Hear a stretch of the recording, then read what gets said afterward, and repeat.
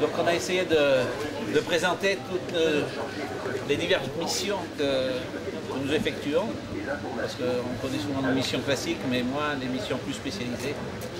Toute l'activité opérationnelle des sapeurs-pompiers, parce que c'est vrai qu'on connaît l'intervention classique. C'est pour ça qu'on l'a mis au fond, parce qu'on connaît plus classiquement. On est sur le cynophile, on est sur le... Dorénavant, on travaille avec des infirmiers paramédics. Des infirmiers qui sont protocolisés à faire des gestes légaux. C'est vraiment une nouveauté qui date de 2-3 ans. Ils se déplacent. Ils partent avec le VSAB? Ils partent avec une VFA. Avec une VFA. Ils peuvent partir en VSAB aussi. Ils sont protocolisés pour faire des gestes médicaux. Donc la démonstration qui vous est présentée maintenant fait intervenir les sapeurs-pompiers, les forces de police, ainsi que le SAMU 42. Il s'agit d'un accident de la route mettant en cause un véhicule contenant un fût de matière dangereuse. Le conducteur de ce véhicule est blessé, inconscient et non incarcéré. Un fût de 200 litres situé à l'arrière du véhicule a été endommagé lors de cet accident. De ce fût s'échappe un liquide et des vapeurs toxiques qui sont ici matérialisées par de la fumée froide totalement inoffensive.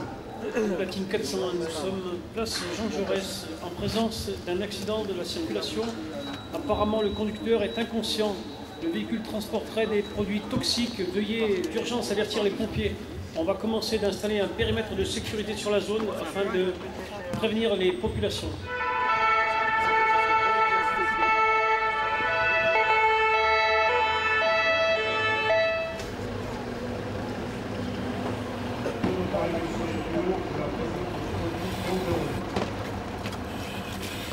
Dans un scénario comme celui-ci, il convient d'effectuer rapidement un dégagement d'urgence de la victime afin de l'extraire de cet environnement toxique.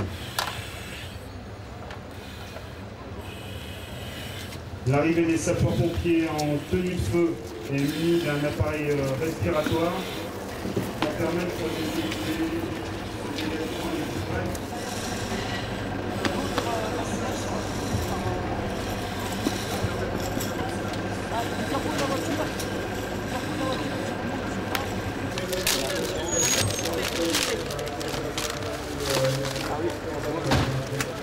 On va préparer.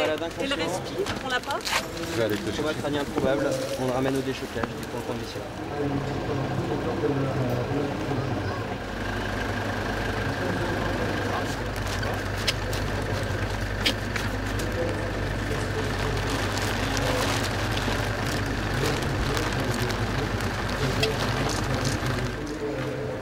On va le pousser.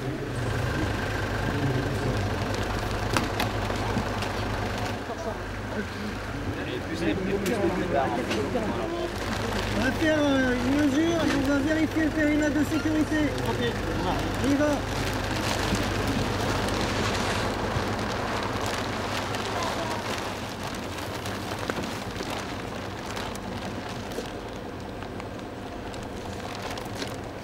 On va vérifier le périmètre. Des relevés de mesure réalisés au moyen des différents appareils portatifs vont permettre ici d'identifier le produit et d'évaluer les concentrations toxiques présentes dans l'air ambiant.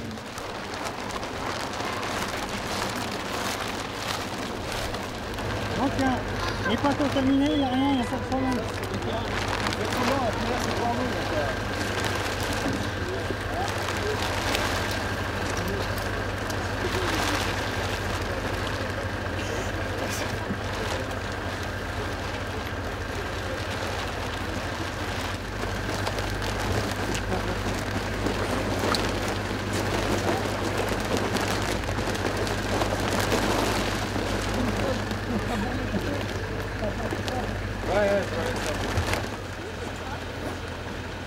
Le matériel, c'est bon?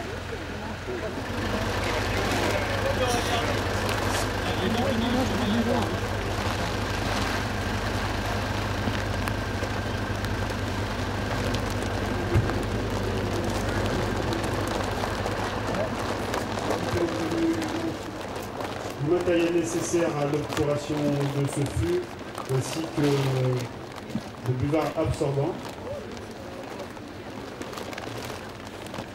Leur tenue leur permet de rentrer en contact avec tout type de produit. L'obturation du flux est ici réalisée au moyen de ce que l'on appelle une pinoche. Vous remarquerez toute la difficulté pour les sapeurs-pompiers équipés de ces tenues, toute la difficulté pour pouvoir travailler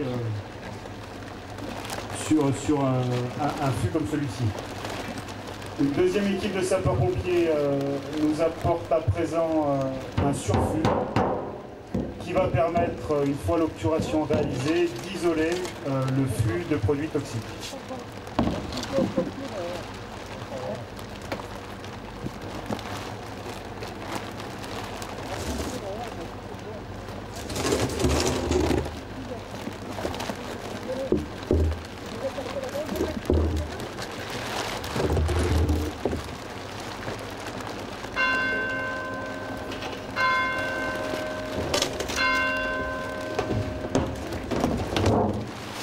Donc la fuite est maintenant obturée, le flux de matière dangereuse est placé dans un surflux.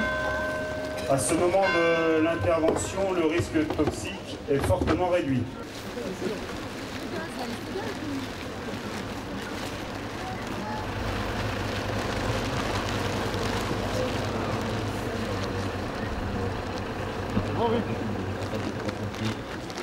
Il nous a été accordé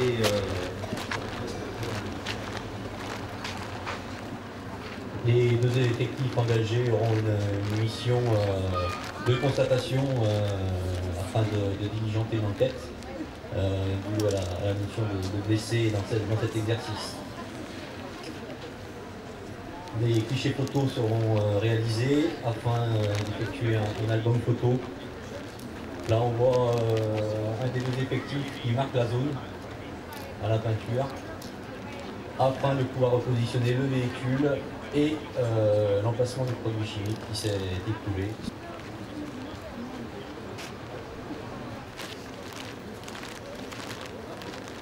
Donc là, les deux fonctionnaires de police ont fini leur constatation, le véhicule sera enlevé par un garagiste. L'exercice est à présent terminé.